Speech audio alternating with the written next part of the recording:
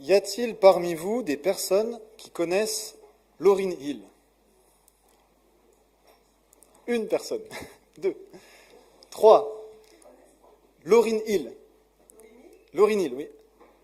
Alors pour ceux qui, nombreux peut-être donc ne connaîtraient pas Lauryn Hill, il s'agit d'une artiste américaine de hip-hop, R&B, soul, qui en fait a produit un seul véritable album solo qui commence à dater un petit peu maintenant puisqu'il est sorti en 1998, mais un album qui a été d'une grande qualité puisqu'il est classé par le magazine Rolling Stones parmi les 50 plus grands albums de tous les temps. Et alors si je vous parle de Lauryn Hill ce matin, c'est parce que vous vous en doutez, c'est une artiste que j'affectionne particulièrement. Et donc je vous laisse imaginer quelle fut ma joie il y a quelques années d'avoir l'opportunité d'assister à l'un de ses concerts à Paris, à l'occasion justement des 20 ans de ce fameux album. Alors j'ai été prévenu un petit peu au dernier moment par une amie. La date était déjà complète et en fait elle avait proposé du coup une seconde date le lendemain. Ça tombait bien, c'était un mercredi soir, je ne travaille pas le mercredi après-midi, donc j'ai pris mon billet sur le champ et je me suis débrouillé pour être suffisamment en avance, de sorte à me trouver au premier rang, bien au centre, pour pouvoir profiter au maximum du spectacle.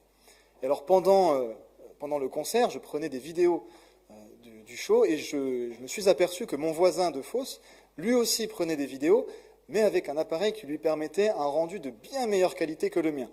Donc sitôt le concert terminé, j'ai bien pris soin d'échanger mes coordonnées avec ce fameux jeune homme afin de lui demander qu'il m'envoie les fameuses vidéos qu'il avait pu prendre, ce qu'il n'a pas manqué de faire et je l'en remercie. Alors je tenais à ça pour deux raisons. Je souhaitais premièrement pouvoir conserver le plus longtemps possible le souvenir de ce qui fut pour moi un moment joyeux et je souhaitais également pouvoir en faire goûter un maximum mes proches, qu'il n'ait pas seulement mon récit mais qu'il puisse aussi vivre et voir et entendre ce que ça a pu donner en fait.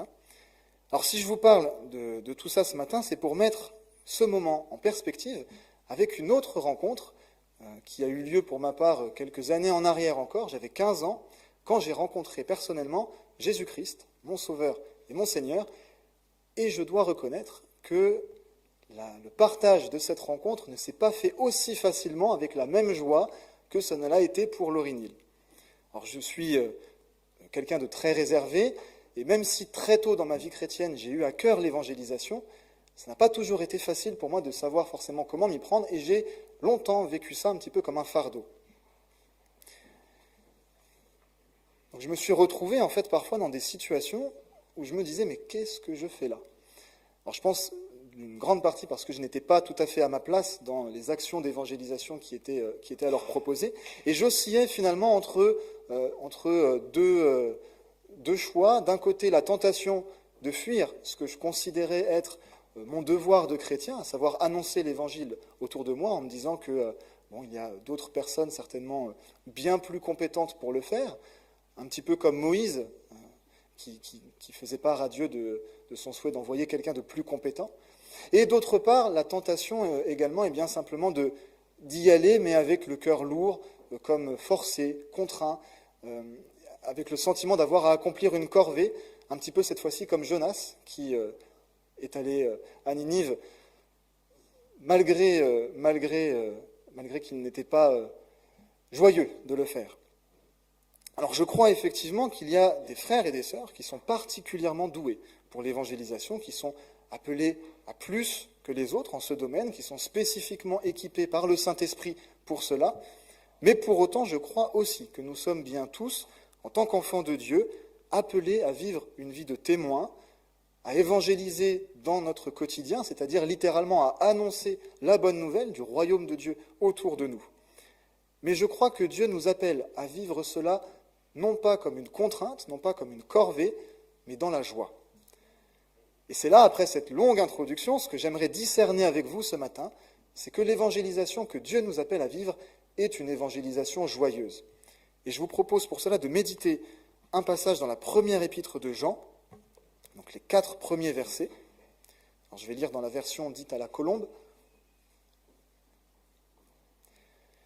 Ce qui était dès le commencement, ce que nous avons entendu, ce que nous avons vu de nos yeux, ce que nous avons contemplé et que nos mains ont touché concernant la parole de vie, et la vie a été manifestée, Nous l'avons vu, nous en rendons témoignage et nous vous annonçons la vie éternelle qui était auprès du Père et qui nous a été manifestée. Ce que nous avons vu et entendu, nous vous l'annonçons, à vous aussi, afin que vous aussi, vous soyez en communion avec nous. Or, notre communion est avec le Père et avec son Fils Jésus-Christ. Ceci, nous l'écrivons afin que notre joie soit complète. Alors je crois discerner dans ce passage deux mouvements. Le premier, c'est la manifestation de la vie éternelle qui était dès le commencement auprès du Père.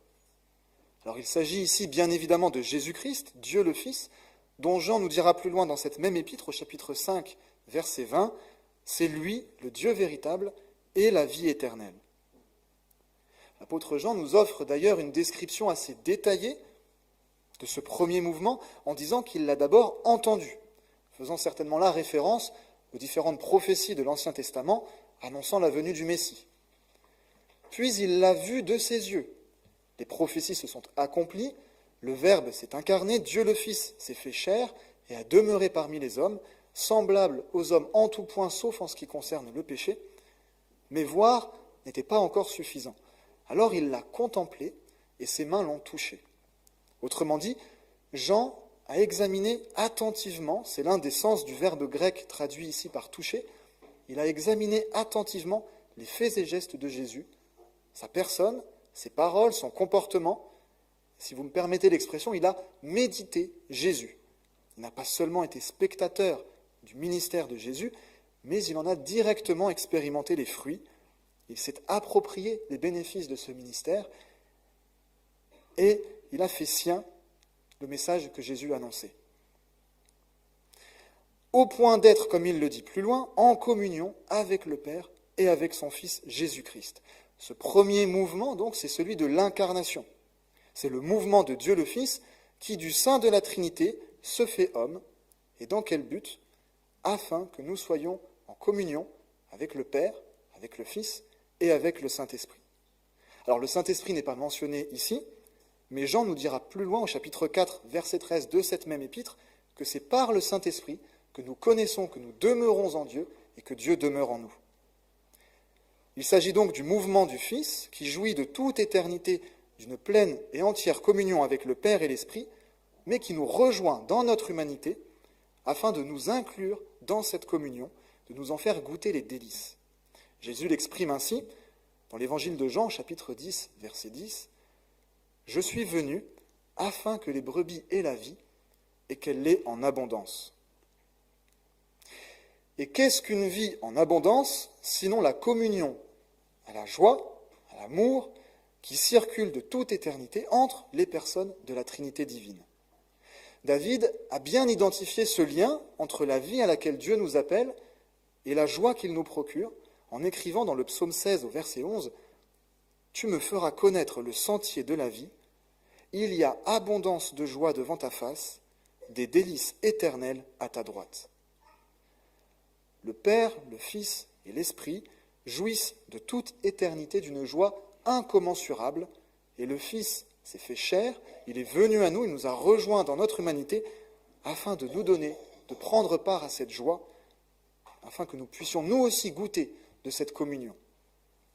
Car en effet, quel plus grand sujet de joie que de nous savoir réconciliés avec Dieu, malgré nos fautes, par la seule foi en l'œuvre du Christ à la croix, bénéficiaire de la grâce imméritée d'un Dieu aussi saint qu'il est compatissant, et qui ôte à jamais toute condamnation qui pesait sur nous, nous adoptant comme ses enfants, et nous partageant sa gloire en nous donnant d'être cohéritiers avec son Fils. Je crois que le premier caractère d'une évangélisation joyeuse, c'est la conscience que la joie précède l'évangélisation. Nous sommes joyeux d'être pardonnés, libérés de l'esclavage du péché et de jouir d'une relation intime et personnelle avec Dieu. Cette joie-là n'est pas passagère, comme la joie d'assister à un concert aussi mémorable puisse-t-il être, mais elle est durable, pérenne, inébranlable, parce qu'elle tire sa source de celui qui est fidèle, qui ne change pas et qui est notre rocher. C'est pourquoi l'apôtre Paul peut nous enjoindre à être toujours joyeux, peu importe les circonstances, car rien ne nous séparera de l'amour de Dieu. Cette joie est don de l'esprit, elle n'est pas humaine, elle ne dépend pas de nous ni des circonstances, et elle annonce une joie plus accomplie encore lorsque le Christ reparaîtra et que nous le verrons tel qu'il est. La joie précède l'évangélisation. L'évangélisation n'a pas lieu d'être si cette joie nous est étrangère. Je le répète, le terme évangélisation signifie littéralement annoncer une bonne nouvelle. Or, je ne connais pas de bonne nouvelle qui ne se nourrisse d'une joie préalable. La joie précède l'évangélisation. Mais ce mouvement de l'incarnation n'est pas le seul mouvement de notre texte. Au contraire, il donne lieu à un second mouvement. Jean écrit ainsi au verset 2, « Et la vie a été manifestée. Nous l'avons vue, nous en rendons témoignage, et nous vous annonçons la vie éternelle qui était auprès du Père et qui nous a été manifestée. » Cette fois-ci, c'est Jean lui-même qui est en mouvement, et il n'est pas seul puisqu'il parle en nous. Et là aussi, le mouvement suit une certaine progression. D'abord, Jean dit « Nous l'avons vu », puis nous en rendons témoignage, et enfin, nous vous l'annonçons. Jean et les apôtres ont d'abord rencontré Dieu, ils ont vu le Fils qui révèle le Père, puis ils lui ont rendu témoignage et ont annoncé son message autour d'eux. Alors les commentateurs comprennent différemment la distinction qu'il y a ici entre rendre témoignage et annoncer. Pour les uns, le témoignage en question serait propre aux apôtres qui ont été témoins oculaires, directs du ministère de Jésus et qui fondent leur légitimité ensuite à annoncer cette vie éternelle autour d'eux. Pour les autres, il s'agit plutôt d'une distinction qui vaudrait pour tout chrétien entre, d'une part, l'affirmation d'avoir placé sa foi en Christ et, d'autre part, la proclamation de son message autour de nous. Difficile, pour ma part, je crois, de trancher entre ces deux propositions, mais il me semble qu'on peut tout de même conserver l'idée d'une progression naturelle, d'une suite logique que tout chrétien est amené à vivre. D'abord, nous rencontrons personnellement notre Seigneur et notre Sauveur. Nous plaçons notre foi en lui, ce qui nous conduit à un changement de vie radical qui nous amène tout naturellement à l'évangélisation. Si la joie précède l'évangélisation, il y a plus qu'une relation de temporalité entre la joie et l'évangélisation, il y a, je crois, une relation de cause à effet. La joie conduit à l'évangélisation. Elle amène le disciple de Christ à annoncer la bonne nouvelle autour de lui. La joie accompagne donc naturellement l'évangélisation. Et je crois en effet que toute joie est par nature communicative, la joie est contagieuse. C'est bien la raison pour laquelle j'ai fait attention de me procurer les meilleures vidéos possibles du concert de Lauryn Hill, parce que je voulais pouvoir partager au mieux la joie qui avait été la mienne d'assister à ce concert. On tient difficilement la joie en laisse et on garde difficilement sa joie pour soi. Nous sommes des êtres de relation et je crois qu'il n'y a rien de plus facile à partager que notre joie. L'Écriture elle-même en témoigne. Lorsque les deux maris s'aperçoivent que le tombeau est vide, Matthieu nous dit qu'elles s'éloignèrent promptement du sépulcre avec crainte et avec une grande joie, et elles coururent porter la nouvelle aux disciples. Matthieu, chapitre 28, verset 8. Elles ont vu le tombeau vide, et elles ont quitté ce tombeau promptement, sans hésitation, portées par une grande joie de pouvoir annoncer cette bonne nouvelle dans leur entourage. Et quelle bonne nouvelle n'annonçons-nous pas dans la joie ? Je l'ai dit, toute bonne nouvelle s'enracine dans une joie préalable, mais je dirais même qu'il y a de la joie à annoncer une bonne nouvelle. La joie accompagne l'évangélisation. Et je vois au moins une autre raison à cela d'ailleurs. Dieu n'a pas besoin de nous pour accomplir son œuvre de salut. Il n'a pas besoin de nous pour se révéler aux hommes. Et pourtant, il fait le choix de nous rendre participants de cette œuvre merveilleuse. C'est par l'intermédiaire des hommes que Dieu se plaît, dans la grande majorité des cas, à faire progresser son royaume. Alors, il y a bien quelques rares exceptions, je pense notamment à l'apôtre Paul, ou à de nombreux témoignages d'anciens musulmans ou d'anciennes musulmanes qui ont vécu une expérience particulière directement avec le Christ, mais dans la grande majorité des cas, c'est par la prédication des hommes que Dieu fait progresser son royaume. Et quel honneur, quelle joie, là encore, de pouvoir prendre part à cette glorieuse mission. Dieu a choisi de se servir de nous, qui sommes si faibles, si fragiles, en proie au doute, mal assurés, tentés de fuir, comme ont pu l'être Moïse ou Jonas, et pourtant, Dieu nous offre la chance incroyable de pouvoir être des acteurs de premier rôle au sein de son œuvre.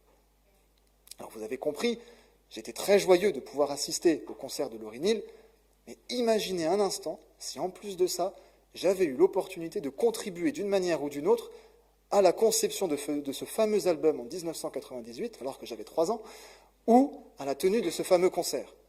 J'aurais été pris d'un tel sentiment de fierté, ma joie en aurait été décuplée. Alors, à combien plus forte raison sommes-nous appelés à nous réjouir de ce que Dieu nous intègre ainsi dans ses plans ?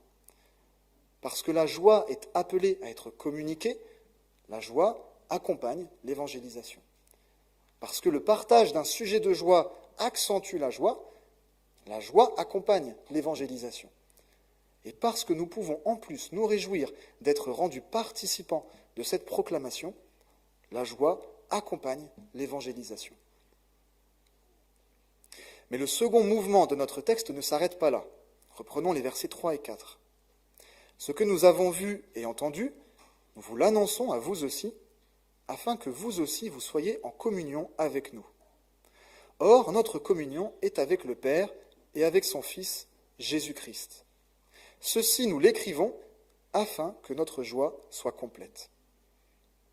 Le mouvement de l'incarnation nourrit le mouvement de l'évangélisation. Et ce mouvement de l'évangélisation vise une chose bien précise, la communion, afin que notre joie soit parfaite. La joie précède l'évangélisation, la joie accompagne l'évangélisation, et la joie est la fin de l'évangélisation.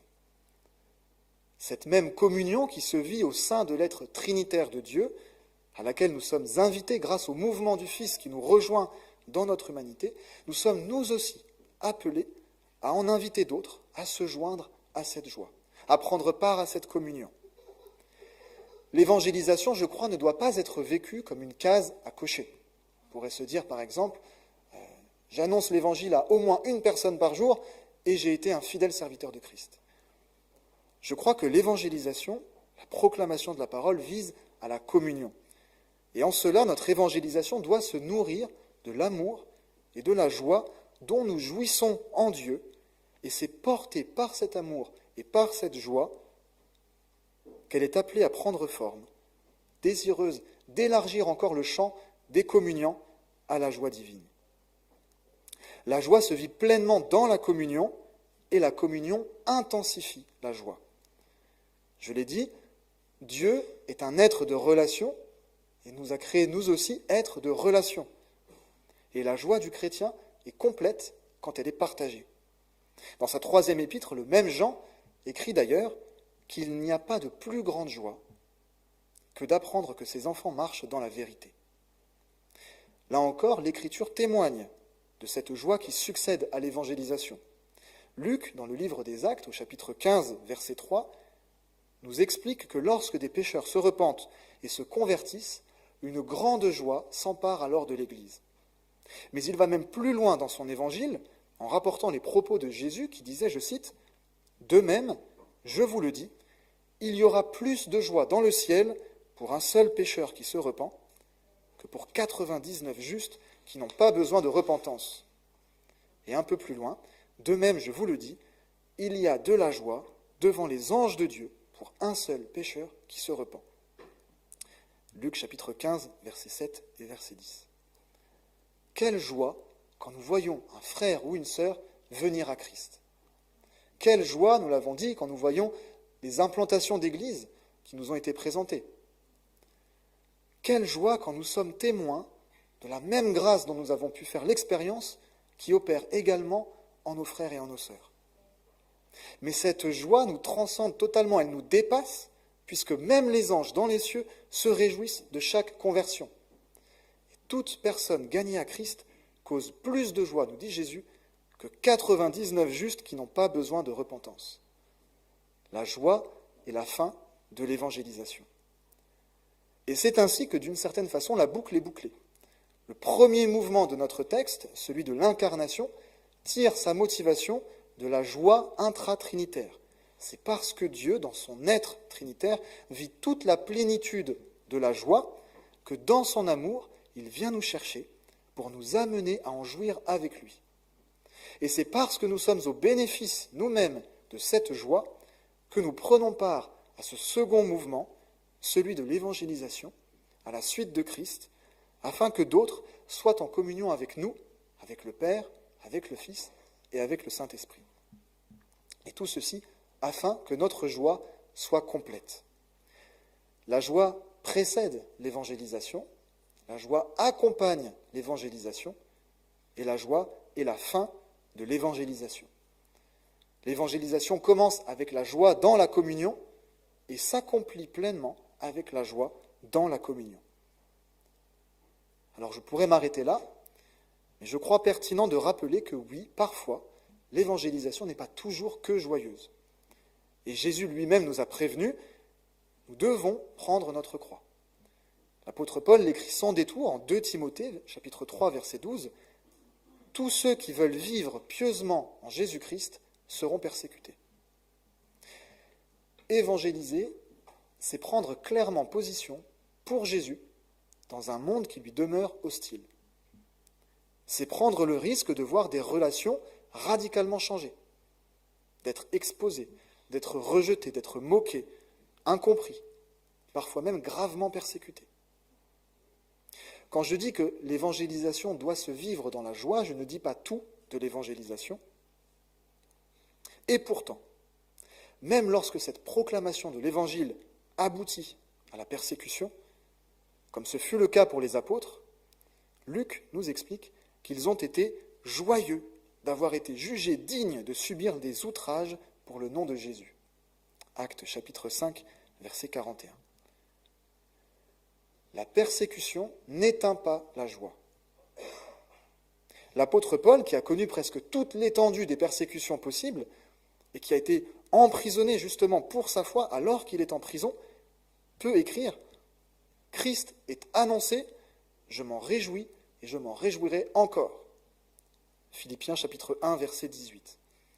Et un petit peu plus loin, dans cette même épître aux Philippiens, au chapitre 4, verset 4, il écrit « Je le répète, réjouissez-vous toujours dans le Seigneur, je le répète, réjouissez-vous ». La persécution n'éteint pas la joie, parce que, encore une fois, notre joie est solidement ancrée en Dieu, qui ne nous abandonnera jamais, mais qui nous maintiendra coûte que coûte dans sa précieuse main. C'est pourquoi Jésus nous a laissé ces paroles « Nul ne vous ôtera votre joie ». Jean chapitre 16, verset 22.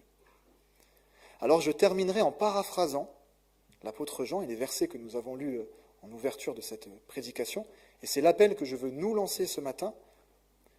Nous aussi, ce que nous connaissons et vivons de Christ, annonçons-le, afin que d'autres entrent en communion avec nous et jouissent de cette communion dont nous jouissons avec le Père et son Fils Jésus-Christ, afin que notre joie soit parfaite. Que notre évangélisation tire sa source de la joie que nous avons en Christ, qu'elle se vive dans la joie et qu'elle fasse encore croître cette joie. Amen. Simplement terminer en priant. Seigneur notre Dieu, nous te sommes reconnaissants ce matin d'avoir pris forme humaine, de nous avoir rejoints dans notre humanité, afin de nous réconcilier avec toi, de nous revêtir de ta justice, de sorte à ce que nous puissions entrer en communion intime avec le Père, le Fils, l'Esprit. Renouvelle en nous, Seigneur, cette joie qui est la nôtre, en toi, inébranlable. Donne-nous, Seigneur, d'en prendre pleinement conscience dans le chaos de nos quotidiens parfois. Nous te remercions, Seigneur, également de ce que tu as choisi de te servir de nous pour accomplir ta grande œuvre parmi les hommes. Nous te prions, Seigneur, de nous aider à surmonter les obstacles bien humains qui se dressent entre cette joie qui est la nôtre et ce mouvement naturel du partage de la joie que nous sommes appelés à vivre. Que tu puisses, Seigneur, vraiment nous travailler dans nos cœurs de sorte à ce que nous vivions l'évangélisation non pas comme un fardeau, mais dans toute la joie que tu nous appelles à vivre. Aide-nous, Seigneur, à communiquer cette joie autour de nous, de sorte à ce que d'autres puissent se joindre à nous dans cette communion avec toi, puissent eux aussi goûter, expérimenter cette joie qui est un don de l'Esprit. Nous remettons, Seigneur, toutes nos vies entre tes mains, et nous te prions de te glorifier en toutes choses, dans nos vies, dans nos paroles, dans nos actes, dans le nom de Jésus. Amen.